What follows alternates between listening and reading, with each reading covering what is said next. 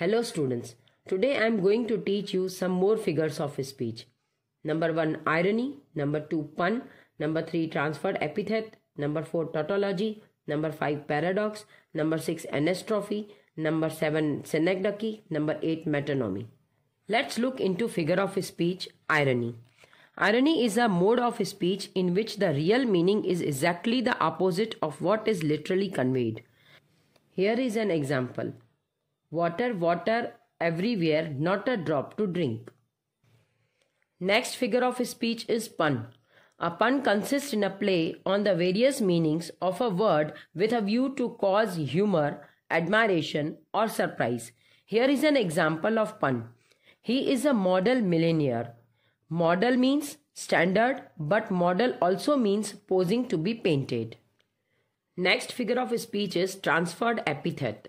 In this figure of speech, an epithet is transferred from its proper word to another that is closely associated with it in the sentence. Here is an example of transferred epithet. When we say, we spent a happy day, we do not mean that the day was happy, but we are happy.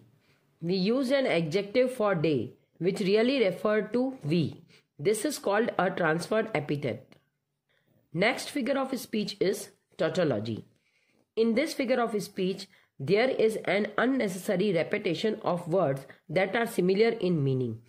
They are used in the same line or couplet to produce greater poetic effect.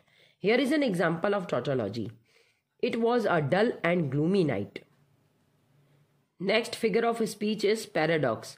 Paradox is a figure of speech where the statement appears absurd but contains the truth. Here are some examples of paradox. War is peace and freedom is slavery. Next is, the swiftest traveler is he that goes afoot. Next figure of speech is anastrophe. In this figure of speech, the normal order of words is reversed to suit the purpose of the poet. Here is an example of anastrophe. Bites he doesn't the dog. Next figure of speech is synecdoche. In this figure of speech, a part is used to designate the whole or the whole to designate a part. Example for a part used to designate the whole. He has many mouths to feed. Now let's look into an example of the whole used to designate a part. England won the World Cup in 2019.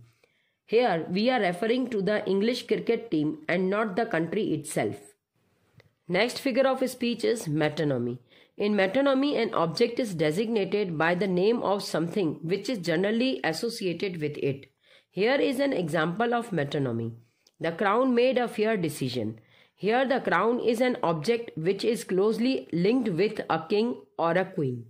What we are referring to is the king and not the object crown. So this is an example of metonymy. Now you might have confusion between synecdoche and metonymy, as in both we are replacing one thing with other. In synecdoche, the replaced thing is the part or whole of that thing, while in metonymy, the replaced thing is closely linked with it.